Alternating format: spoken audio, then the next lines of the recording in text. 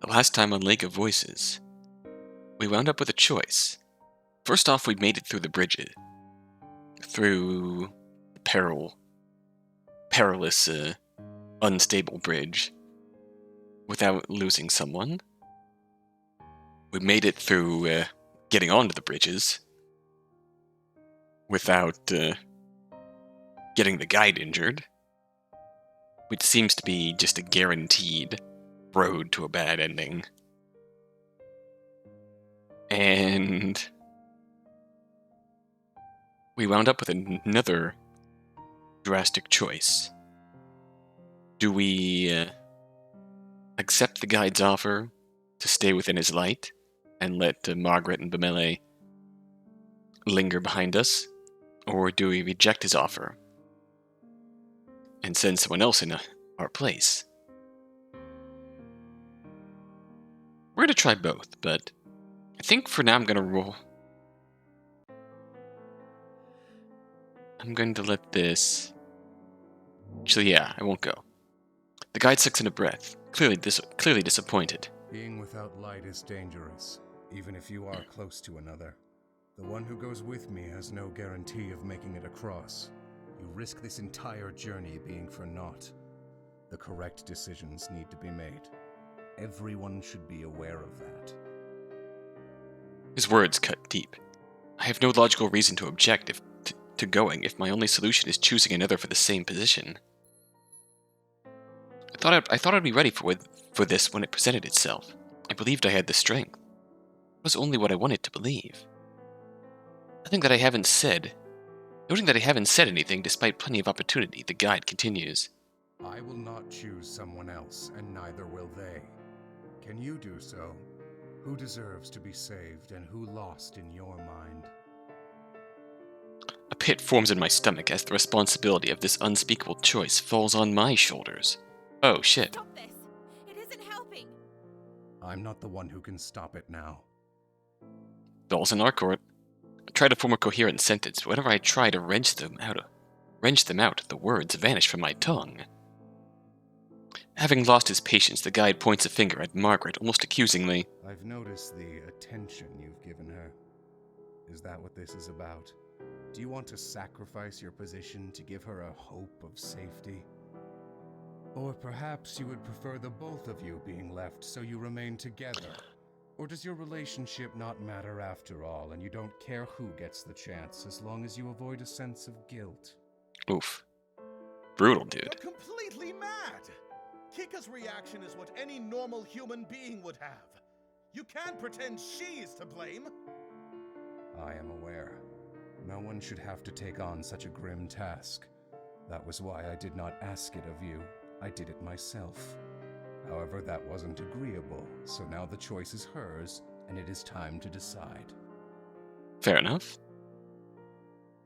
Not pleasant at all, but fair enough. I look over at Margaret and Bemele, hot tears flowing from my eyes. Take Margaret. The guide regards me with an unreadable expression. Without another word, he turns around and begins to walk down the bridge. Startled by the action, I take a step towards him. He turns just slightly to speak over his shoulder. If any further discussion is needed, then you will have to do it amongst yourselves. The guide pauses for a moment. If you wish, you may follow. No one else is to do so. He stares straight into Margaret's face, referring to her without saying so directly. I stand frozen in place, shocked as the guide gets further away. It sinks in that the guide is actually leaving. He won't be coming back. I whip towards Margaret. You have to go. Why would you do that? She peers at me, vexed. Because it felt right. Margaret's eyes fill with tears and she scrunches her nose up. Well, you're wrong. I hope you realize. I shake my head. The decision has been made. You need to go. We will find our own way. Margaret wipes the tears from her eyes. She fixates on me penetratingly, and I know that she doesn't truly believe me. I mirror her look with equal gravity. Be safe, please. There isn't time left. Renewed tears pour down Margaret's face, dripping in a subtle rhythm onto the already damp wood. She opens her mouth and begins to say something. However, it catches in her throat. She doesn't want to say goodbye. I don't either. She looks down and her voice drops to a whisper. Thank you both for everything. She then turns around, trying to catch up with the guide. It was almost unbearable seeing her so hurt. She didn't want to sacrifice someone else for her own safety as much as I didn't. However, I still hold to my decision. My only regret is that it wasn't only myself who was left in the dark. We both stand alone, consumed by a creeping darkness. I gulp in a breath and exhale it slowly. My eyes are drawn back over to Bemele. It's difficult to face him after the choice I made. Yet I am determined to accept my own decision and do whatever I can in order to still assure his safety. He doesn't look at me at all. Instead, he watches the path the others disappeared down. He seems almost introspective. There is a pocket of silence between us before he speaks. I'm glad we were able to help someone this time. Though I wasn't of much use. I don't know what to say. Bemele takes my silence as an invitation to continue. Hey, we started this journey together, bro. We're gonna finish it together. I can't tell if this will work out for the best once everything is said and done. But we don't have the luxury of pondering over all those possibilities right now. He finally turns to face me. His lips curl into a slight smile. We need to hurry if we're going to beat the two of them to the other side. I match his smile and gratefully nod. Bemele is a good man. Can't help but be in awe of how understanding he was of what I did. I put not only both our lives on the line, but this also risks no one arriving to help our cause. As the guide said, everything could be for naught because of me. Still, his brightness doesn't fade, even in this cold void. And what Bemele said is right. I shouldn't get caught up in my own thoughts right now. It isn't over. The two of us dash forward and take another branching path out of the bridges. We continue to race across Sinnlos, bridge after bridge. Many glossy arms reach up from the lake over the sides of the bridge towards our ankles. Luckily, we're able to pass by each one before any can grab a hold. Bemele keeps pace right alongside me as we run with determination. Our confidence is shattered as we turn down another path and are forced to come to a halt. In the distance we see it, a mass of slow-moving figures, creeping our way. I narrow my eyes. Prowlers. I turn behind me, only to see more Nixie as they begin to rise up from the waters. They stretch their crooked limbs across the boards. Droplets of cold sweat begin to run down my back. There is no clear path any longer. Even if we light a match to set a side of the bridge on fire, it's possible that not all of them will leave. Then we'd be trapped by both flames and monsters. It would also put the others at risk if the flames spread to them. I slowly slide my hand down to my side and reach for the hilt of my sword. I leave behind the broken lantern. That won't do anything for us now. Bemele notices me grasping my weapon and chuckles slightly. He moves to unsheathe his sword as well and looks at me with agreement. Looks like we'll be pushing our way through this time. I take an offensive stance as we've both done countless times in the past, and I wordlessly signal to Bemele, focusing on the group of Nixie bobbing in the water. Two of us face our formidable foes together. I lean towards Bemele slightly and whisper to him, You strike from the right side. I'll aim for the left. Once you have a chance, run. He doesn't reply, instead tightening his expression and focusing on the battle at hand. The Nixie slither closer to us, and I hear a few of them, their throats rumble with the beginnings of a hiss. I order Bemele with my hand once more. We charge forward with our feet crashing against the wet boards of the bridge. As we draw nearer to the monsters, we ready our attack. I slash the first creature I meet as soon as I'm within sword's reach. The blade cuts deep, clean into the Nixie, and it screeches loudly. I dart back to put some distance between me and the remaining creatures. But I feel a force like an iron chain lock onto my leg mid-strike. Uh-oh. Oh shit. I turn with a deep dread forming in my stomach to see a Nixie latched onto my leg. I quickly slash at it, however it manages to grasp the sword with its other arm-like appendage. I kick at the creature, but the weight of my boot does nothing to ease its hold. Every time I forcibly make contact, its flesh folds over and squishes down in such an incredibly unnatural way. It's as though their flesh has no attachment to its bones. Ultimately, my thrashing is in vain. More Nixie latch on to my legs. Kikka! I hear Bamele's worried voice cry out nearby. It may have been concern for my sake. However, he doesn't sound like he's faring much better.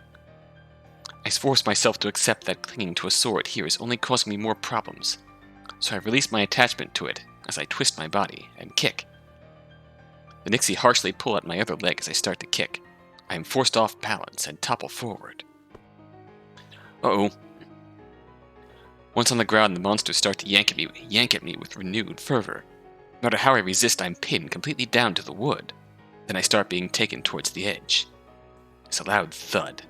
With a sickening feeling, I realize the Nixie have pulled Bamele down as well. Not even able to turn my head to look once more before I get violently thrown into the water. A multitude of twisted beings surround me and pull me into the depths below. All my thoughts are occupied with hopes that somehow Bamele was able to escape without me. And we drown.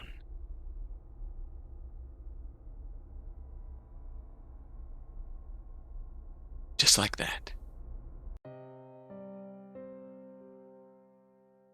Overwhelmed. I suppose our next course of action. Take Bamele. The guide regards him with an unreadable expression. Without another word, he turns around and begins to walk down the bridge. Really? You want me to take this asshole? Startled by the action, I take a step towards him. He turns just slightly to speak over his shoulder. If any further discussion is needed, then you will have to do it amongst yourselves. The guide pauses for a moment. If you wish, you may follow. No one else is to do so. He stares straight into Bamele's face, referring to him without saying so directly. I stand frozen in place, shocked as the guide gets further away. Jeez, sorry. It sinks in that the guide is actually leaving. He won't be coming back. I whip towards Bamele. You have to go. Bamele gapes at me furiously. If the choice was between the two of us, you should have gone. I'll do that next. They need you more than they need me, Bamele. That's a lie. Even if it weren't, I wouldn't care. I don't intend on leaping into the lake. I will find a way to manage. I'm sharp and quick-witted, after all. I weakly grin. Bamele grimaces. Safe, Oop. please. There isn't time left.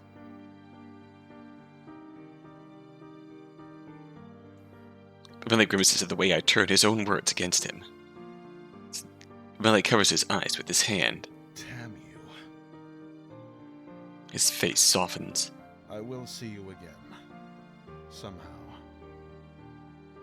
He lingers for only the briefest of moments before turning on his heel to catch up with the man who was no longer my guide. It was almost unbearable seeing him so hurt. He wanted to protect me as much as I wanted that for him. However, I still hold to my decision. My only regret is that it wasn't only myself who was left in the dark. We both stand alone, consumed by a creeping darkness. I gulp in a breath and exhale it slowly. My eyes are drawn back over to Margaret. It's difficult to face her after the choice I made, yet I am determined to accept my own decision and do whatever I can in order to still assure her safety. Margaret stares at me wordlessly with intensity. I feel compelled to look away from her again. I refuse to give in to that temptation. Neither of us say anything as we watch the other. Margaret's narrowed eyes never waver as she peers into mine. What could she be thinking of? I can only guess. After a moment longer, Margaret sighs and breaks the staring war by looking downwards. We can't be that far from the shore by now. We may as well try to make it there, right? Right. But My sentence trails off as I drown in my regrets. Margaret shakes her head lightly. Let's not talk about it. If I were in your place before, it's not as if I would have been able to make a better choice. She pauses for a moment to furrow her eyebrows. And it is my own foolish fault that I ended up in this situation in the first place. Blaming you for any of it would be the act of a child. It's painful to hear her speak in such a way. I don't deserve this much understanding. Not after what I did. Still, she has a point. I shouldn't get caught up in my desire to apologize. This isn't over yet. Two of us dash forward and take another branching path out of the bridges.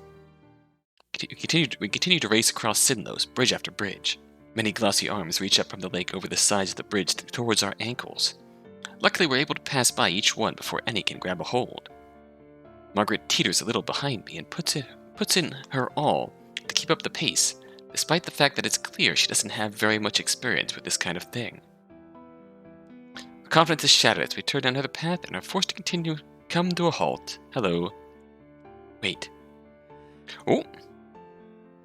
There's no time. Motion towards her to lean in. Stay close. I can at least clear the way we came so we can keep going. Hello, decision. I creep towards one of the monsters, who slinks back and arches its spine like a hostile cat. I slash the first creature I meet as soon as I'm within sword's reach.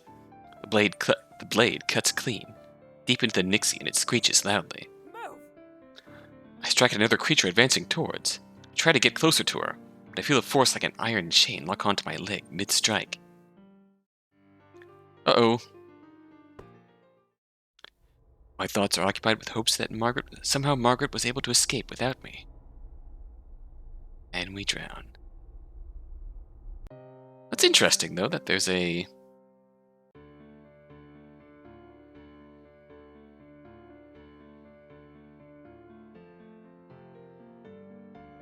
Interesting. Margaret wants us to wait before drawing our weapon.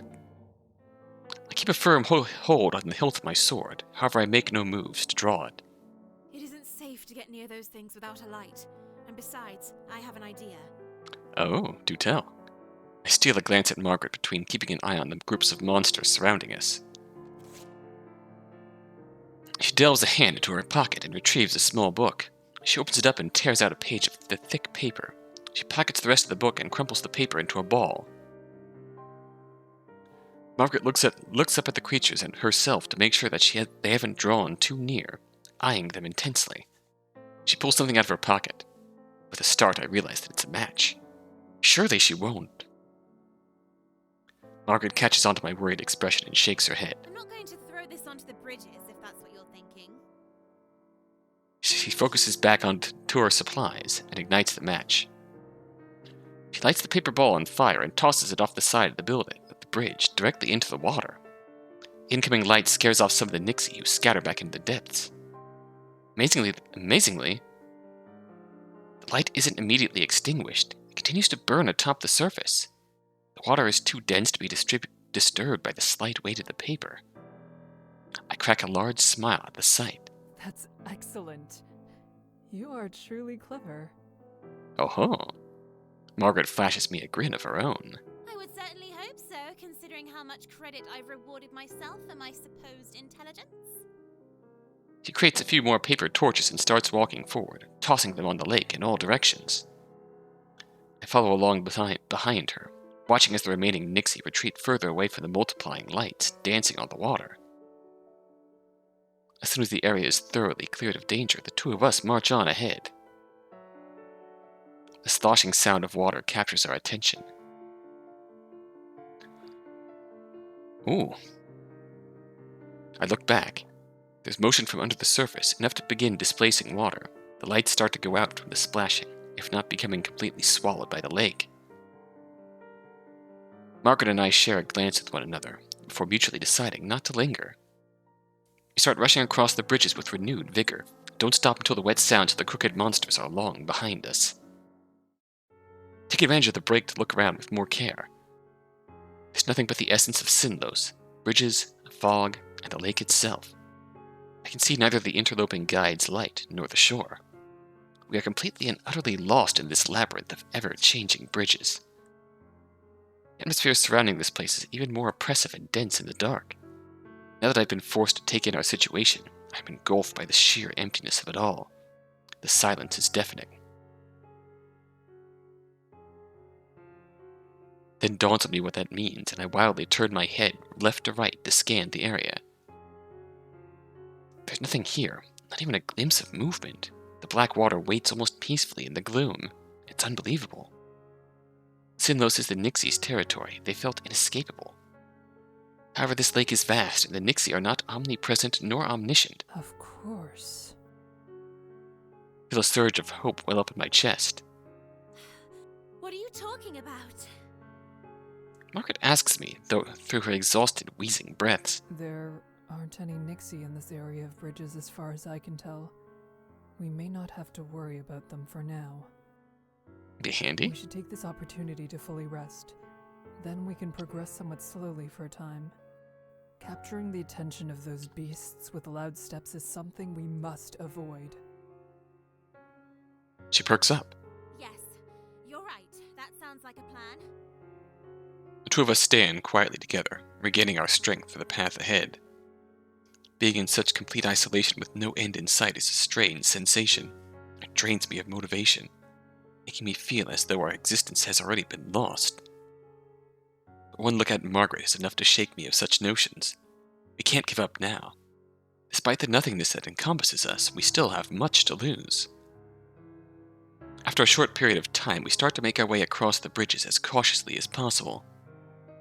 Margaret and I walk together, side by side. We stay ever vigilant for any sounds of danger from the lake. She sighs softly beside me with a shake of her head. If only I had thought of that paper trick sooner. The guide might have let us stay. Don't blame yourself for that. The guide likely would have said that it agitated the Nixie too much, or could set the bridges on fire accidentally and was too risky to attempt. Margaret smirks slightly and snorts at my meager attempt to voice the guide's thoughts. That is exactly what he would have said. I nod while entranced by my own thoughts. If anyone should be feeling regret right now, it would be me. The reason my lantern broke was because I had thrown it to assist the guide when we were on the island. It was impossible not to have noticed your little act of heroism. I had been wondering if that was it. I'm sorry. Please don't apologize. Unfortunately, we can't just leave the guide to fend for himself like he does for us. You had to be sure he remained to lead the group. It's your tendency for decision-making that is probably why he wanted you to stay.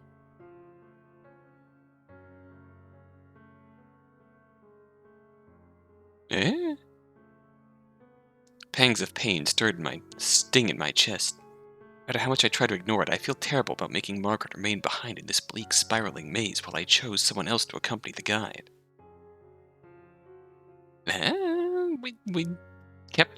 We kept the clever one. We've seen that Kikka and Bamele just kind of tried to go ham without thinking about it too much and got owned. It's a good thing we stopped to listen to Margaret. I dip my head down in a hot flush of shame. We might make it through this together. You couldn't force the guide to take the both of us. You tried. Tears form in the corners of my eyes at her gentle words. You're far too kind, Margaret. No matter the situation, I still made a decision, and it wasn't to ensure your safety. She scoffs. I mentioned you never forced me to come onto those bridges, didn't I? We can't get distracted over being upset at all this. The both of us should accept what we've done and move on. I weakly nod at her initially, though as I give her words some thought, I nod again with confidence. I can make amends after I've gotten her safely to the other shore. Resolved to not let it bog my mind down again for the course of the journey. Margaret seems satisfied with my response, and so the two of us drop the subject and continue forward. There's still not even a trace of a prowler on the bridges, nor any Nixie in the water. Both Margaret and I silently agree to speed up a bit. Don't know how much ground we have left to cover, however time is not a commodity we have to spare. We keep at this brisker pace for quite a while, however eventually we have to stop for a breather again.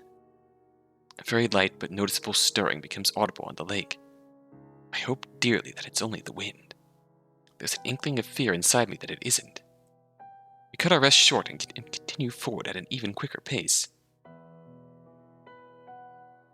After a while longer of pushing ahead, the faint silhouette of land appears on the horizon.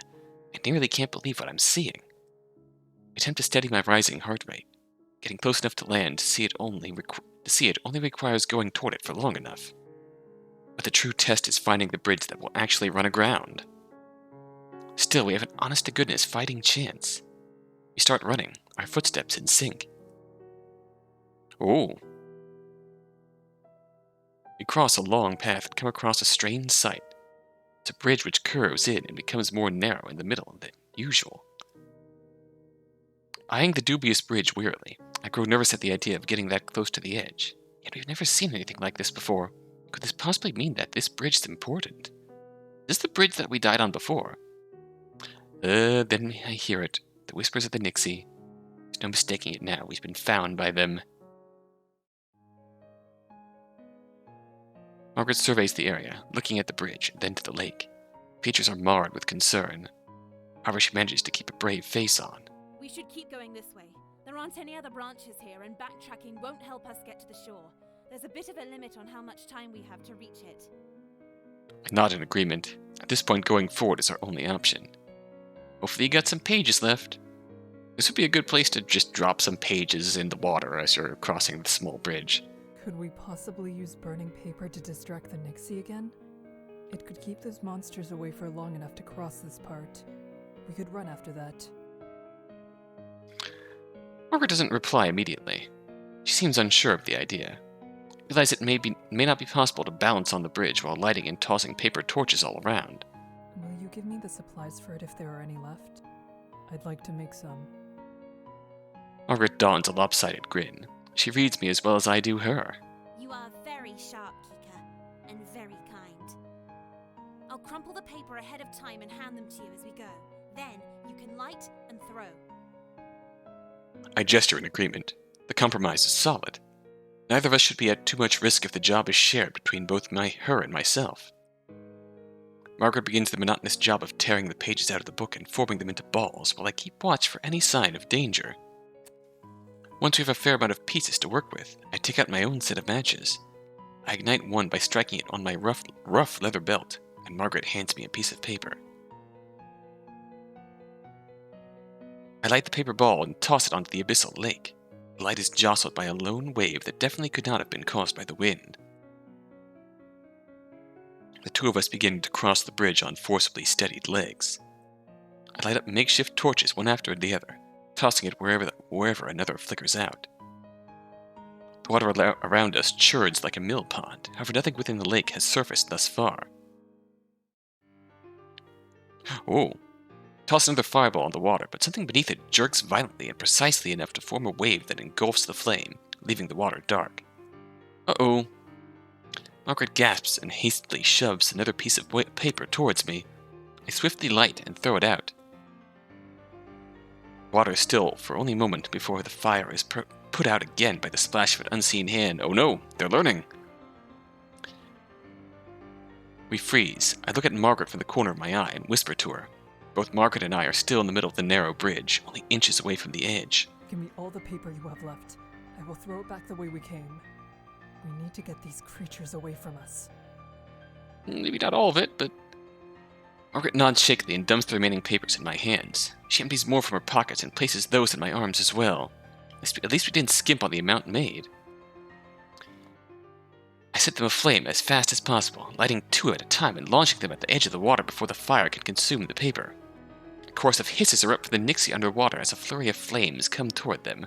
A torrent of splashes echoes from beyond the bridges as they grow increasingly agitated at the foreign objects in their lake. I keep a few pieces of paper in my hands and whip toward Margaret. Start moving, quickly! Oh! Margaret nods, slightly baffled. Two of us start to sprint down the narrow bridge while the Nixie swim around, distracted by the flames.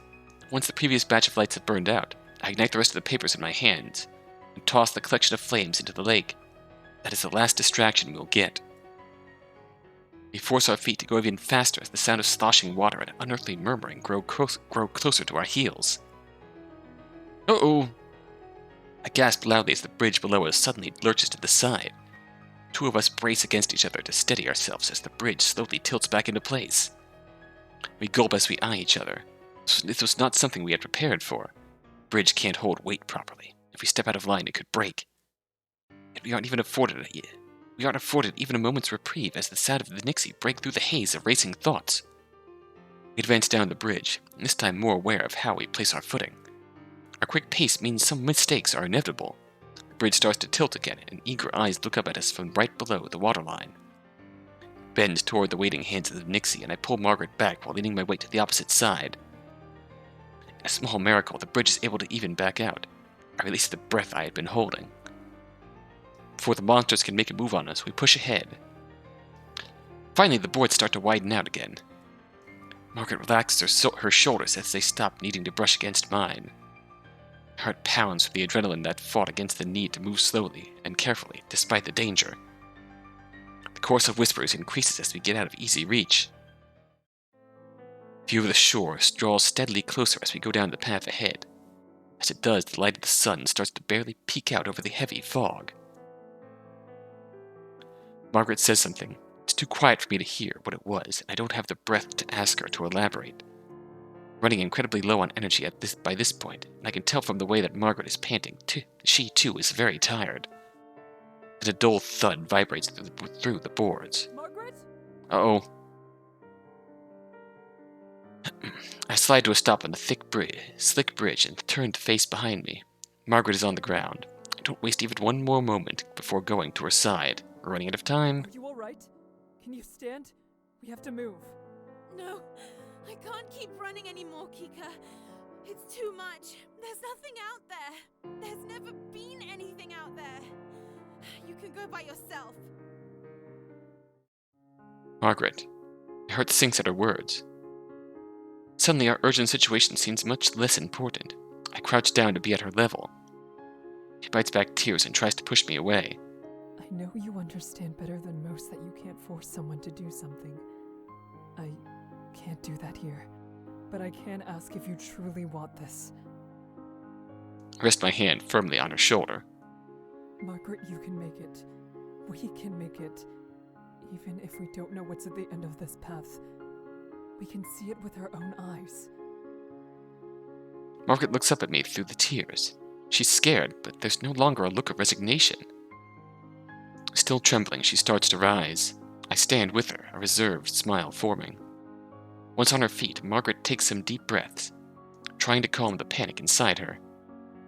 She looks at me fiercely and nods. She's going to come. Tears of my own start to fall. We start to run again, and this time we do not stop. We cannot stop. The ever so slowly moving sunrise is our final chance to make it through this nightmare. My fists are curled tightly as we run, our lungs burning from the sharp human air. We keep pushing and pushing with nothing but a stubborn refusal to accept this as the end carrying our feet. Until eventually, we make it. Oh shit! We did it! Hell yeah! We practically burst out on the shore, onto the shore, rushing onto the solid ground and nearly collapsing. Both managed to distance ourselves from the waterline, a decent amount before we earnestly crumpled to the ground and tried to steady our erratic breathing. Tears form in my eyes and flood onto my cheeks. We made it. Against all odds, we finally made it to the other side in one piece. I look towards Margaret fondly. It fills me with joy that we both are here, just as I believed we could be. She is smiling. A noise beside us brings me out of this moment. I frantically turn to see where it came from. The disturbance is enough to immediately shoot the tension back up. It's an immense surprise and thrill when Bemelik emerges into view. He stands a little ways away, almost gawking at what could potentially be a pair of ghosts in front of him. His momentary shock dissipates and a relieved smile easily replaces it. He murmurs quietly, You're alive. My frayed nerves settle again. He made it to the other side. Our reunion is intentionally interrupted by the final member of our group. The guide, who seemingly materialized out of nowhere, doesn't have a mind to let us get caught up in emotions on the shore of the lake. It is time to leave this place. There is nothing left for you here. Upon being addressed by him, I rise to my feet. It's a calm look on his face, though there is force behind his serenity. I open my mouth in an attempt to speak. However, I quickly realize I have little idea of what to say. He left us behind, but it did indeed lead to success. Must I admit that forsaking others is correct? Was that not truly the only way? Then the fog is removed from my thoughts. After everything that has happened, it becomes clear. I harden my face to match his serious disposition. There's something he is certainly right of. This lake isn't a place to linger. Going round and round in circles will never help. We cannot submit our lives or our minds to Sinnlos. What I must do if I truly want to defend others is to keep them from coming here at all. When I return to my village, I intend to make that information acutely known to our elder. For that to happen, we must leave.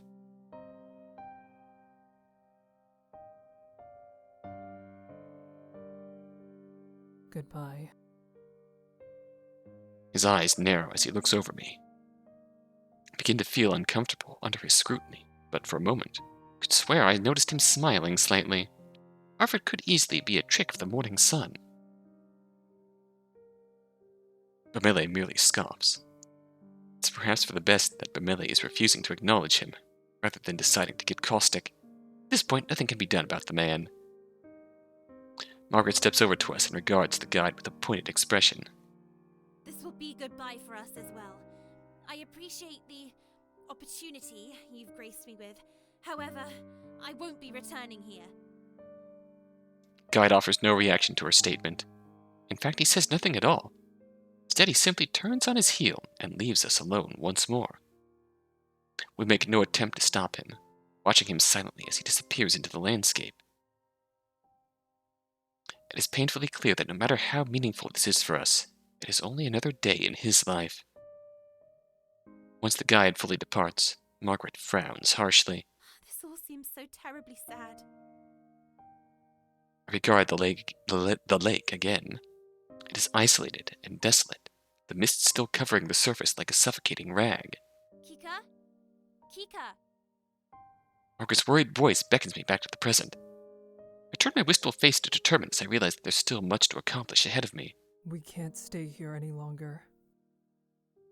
I signal Bamele to start moving out. My legs strengthening with each step, I move away from the lake. Margaret notices and follows behind with no hesitation. I offer her a small smile, seeing her settle in step with me. We turn our backs to the shore and advance towards the forest. There is a great cauldron full of turmoil between us. Grief, regret, and uncertainty all loom over our heads, even as we leave the lake behind.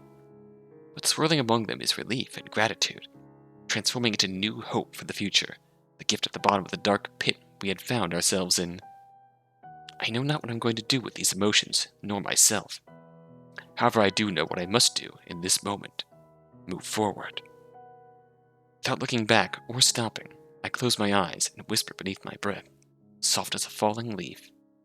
To all those left behind within the lake of Sinnlos, I offer one last, reverent, parting word. Farewell. Farewell. I hurried to Hamer quickly as I could. I already failed to help another during my journey. I could not afford to fail the villagers. They were grateful to see me, for it was a desperate situation indeed. Urgency meant that my mind was occupied with other matters. I worked tirelessly to aid Hamer's old guards in forcing back the brigadiers. During the moments of calm and when the sun went down, I would remember the lake. Rebellion was of great help during the fight. His outwardly positive demeanor lifted the spirits of many around him, but I could see from the shadows in his eyes that he hadn't forgotten what we went through. Rather than be paralyzed by it, he is pushing himself to be even stronger. I admire that about him, and I fully intend to support him the way he does for me. Oh, that's good. When it was just the two of us, he definitely withdrew more. And the two became more distant.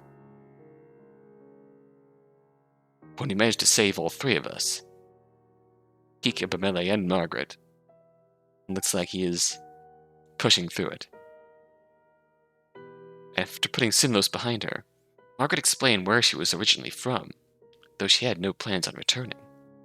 Despite leaving everything she knew, Margaret boldly looks toward the future. I respect her for her bravery, and hope for nothing more than the best.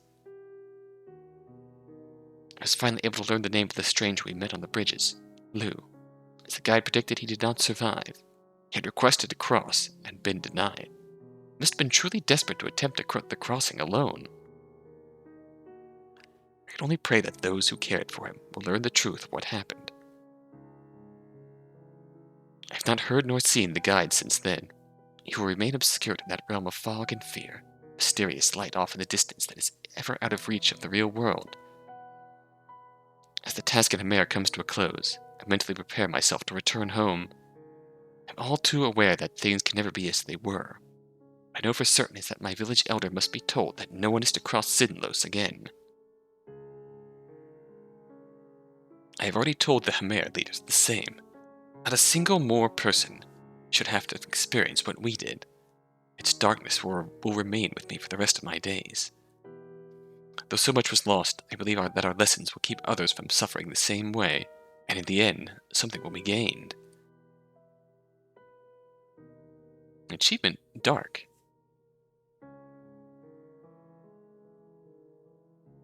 Let's see what that achievement is.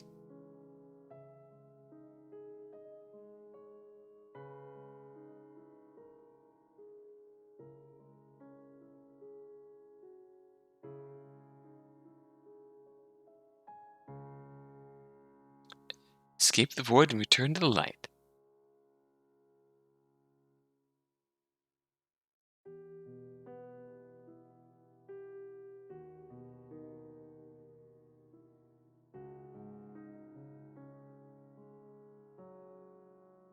I wonder.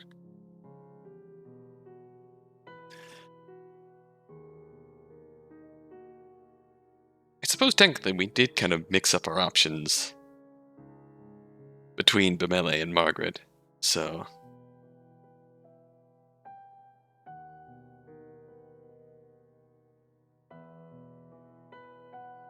we did kinda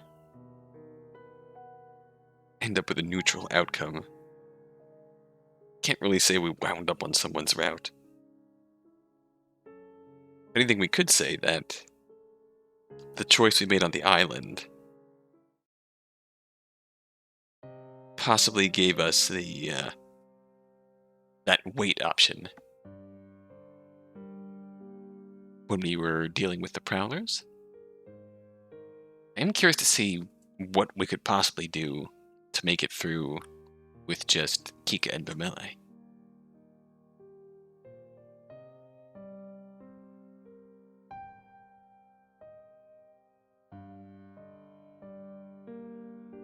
We do have a long way back to go if we want to try that.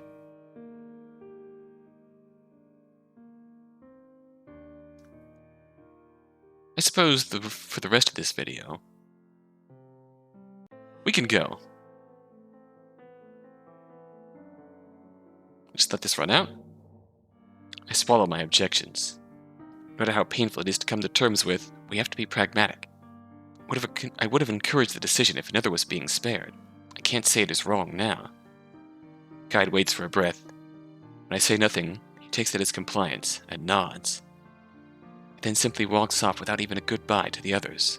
I'm sorry. I couldn't do anything for you.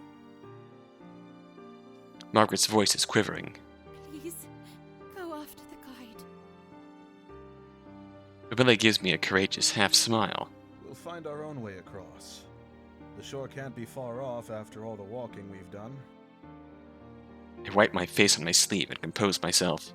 I will wait for you on the shore. This goodbye can't go on for much longer, with us all standing still without any light. I burn both their faces into my memory for reasons I don't dare think about, and I force my shaky legs to follow after the guide.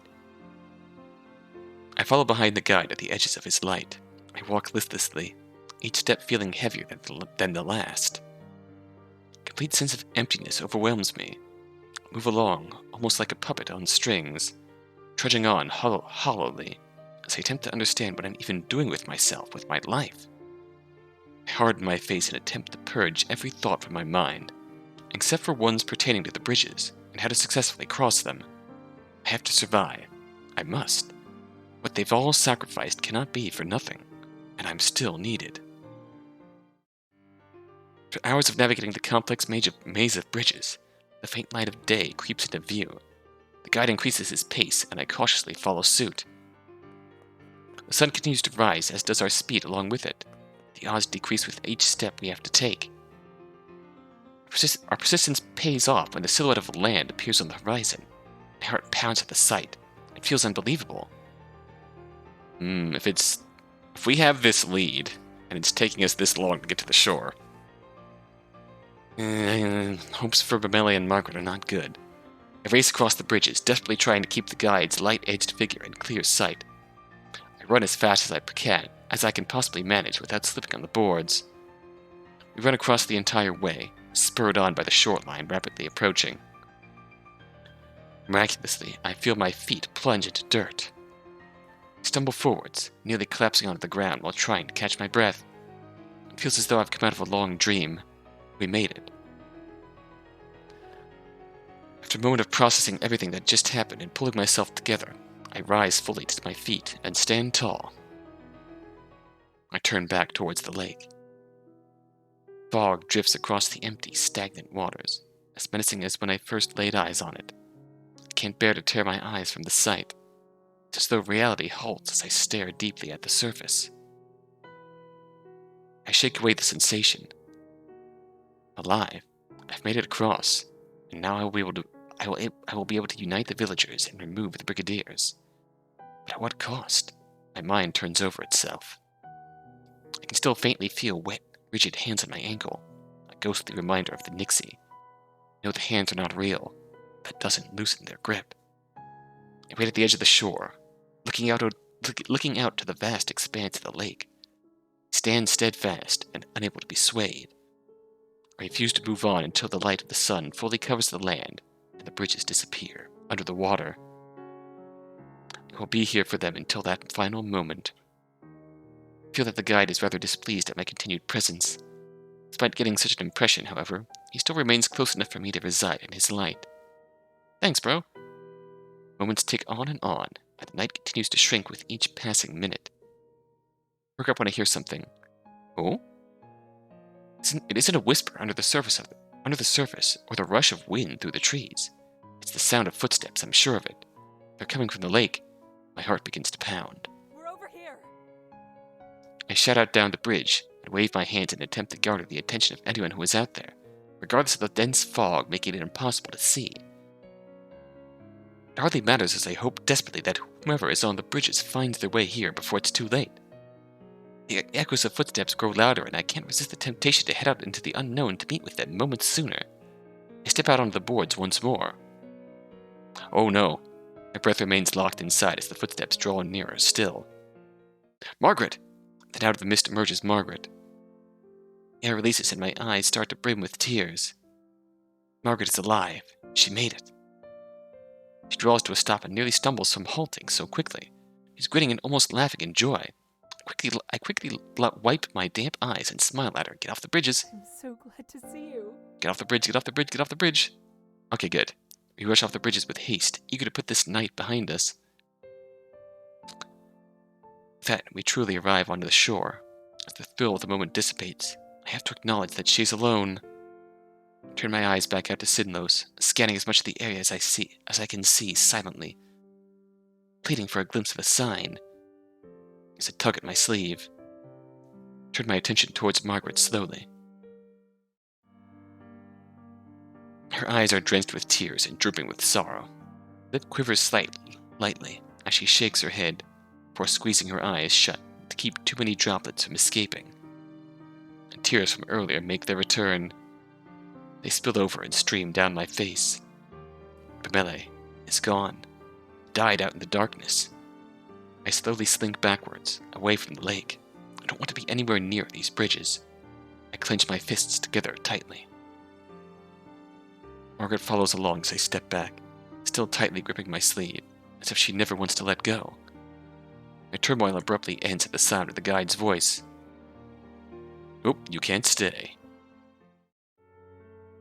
Oh, there's nothing left for you here. You must return to the world and leave this place behind. Oh, all my words are stuck sorely in my throat. I'm completely parched and my mouth is threatening to close in on itself. He fills the silence once more. I expect to never see you again. Oh. The guide looks at me harshly, almost pleadingly, as he gazes into my eyes. All I can offer is a slow, weak nod. I don't want this to be the way things are. I can't accept it. Consumed by a whirlpool of thoughts, I wasn't able to help anyone.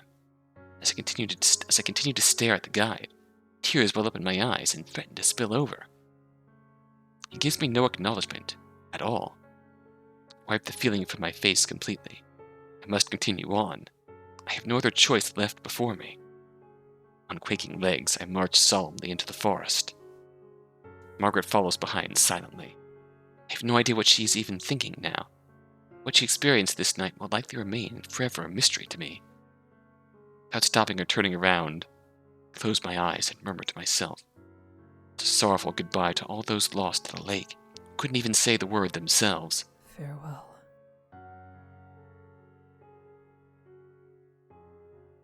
Far more sorrowful. Remember the lake. The melee. The villagers were alarmed when I arrived on my own, but it did not take them long to guess what must have happened to Melee. Having to recount the terrible story was almost more than I could endure.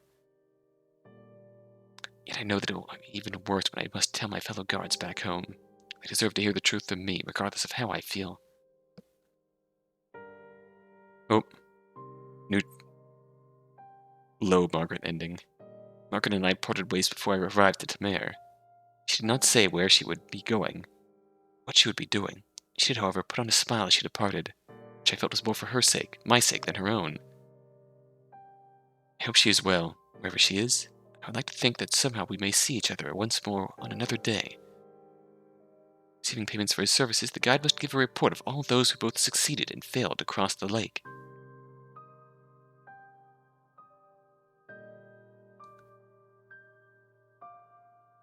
We'll try and find you, Lou, one of these days. I have not heard nor seen the guide since then. He will remain obscured in that realm of fog and fear, mysterious light off in the distance that is ever out of reach of the real world. I worry about when I must return home to my usual life. It will be difficult to continue as things were before. One thing I know for certain is that my village elder must be told that no one is to cross Sinnlos again. You've already told the Hammer leaders the same. Not a single more person should have to experience what we did. Its darkness will remain with me for the rest of my days.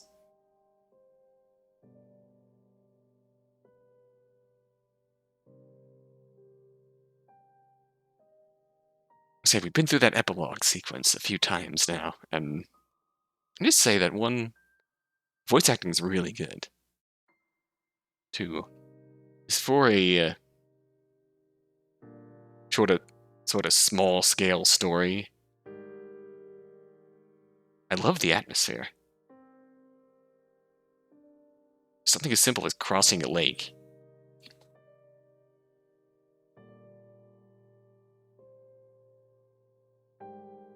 And you throw in the ever-present threat of the Nixie, the unknown of the bridges, the ever slowly depleting sources of light the further along we go. And by the end, things were getting pretty dicey there. Definitely ramped up until the end. Not just in terms of tension, but in terms of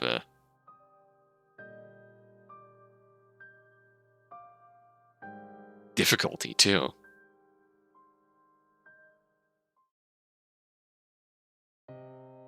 In terms of, yeah, I'd say pretty safe in terms of difficulty. Even though, like, going into it advertised, like, make decisions in the first day, then the second day you end up on one of these routes. It's not really quite so clear cut. Either I wound up on a real, on some real uncertain middle ground path, or it's not quite as clear cut as it made itself out to be. Because it really did feel like, legitimately, at least the way I played the first day, it really did feel like if I made bad decisions, if you made bad decisions, like, your bad decisions quickly compounded and your chances of surviving ran out in a hurry. I kind of like how that's structured. It's not some clear cut, just change one choice and you're redirects the story onto a different path. It's really did feel like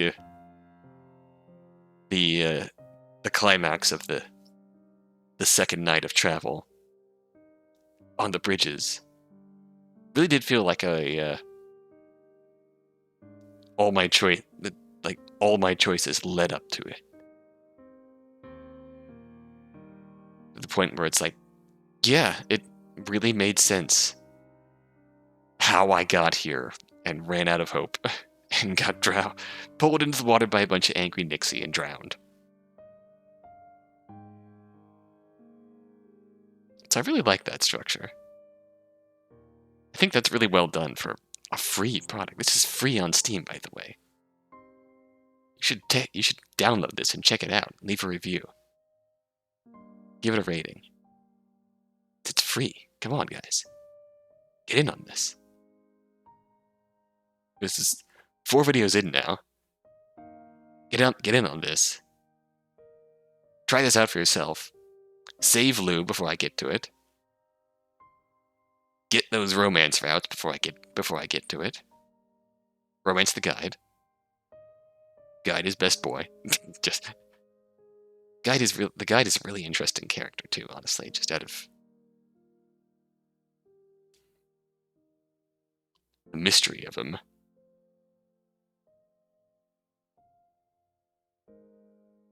Obviously, his attitude towards people who are on the lake for the first time.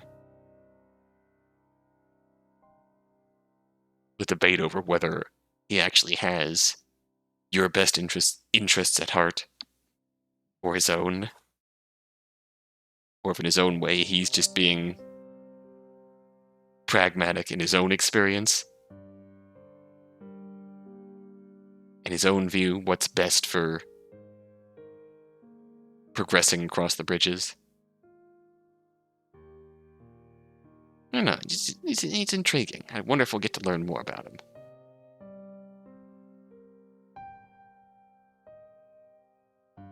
I just wanted to stop and give a few thoughts along the way. I think at this point it is time for us to probably go back to the beginning and try and min-max character points. See if we can't get a perfect ending for one of our companions. Seems like we got close. Seems like we got close in the path when we stayed behind with Margaret.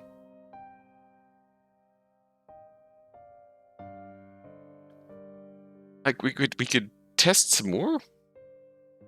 In that I think that if we go back to the island scene and go check on Bamele, that might push him over the edge to the point where if we stay behind with Bamele, we might get an option to not fight the Nixie.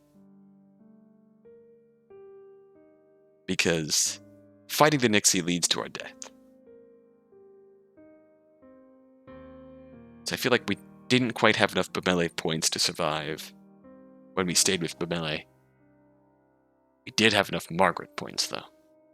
I think that's I think I might test that theory next time. And then I don't know, maybe I'll try it. Maybe I did make some choices in Bamele's favor earlier on. Maybe doing that might put Bamele over the edge. Getting a best ending with the boy. Not sure. We'll try that out, and then we'll try to min-max Bamele. Get the Bamele route. See how long that takes. And go from there. We'll try and do Bamele and Margaret. Try and min-max both of them. And then we deal with the question of possibly going back and staying behind with Lou. That's a whole other branch in itself, I feel like. So we'll see what happens there. But until next time, until then, thanks for watching.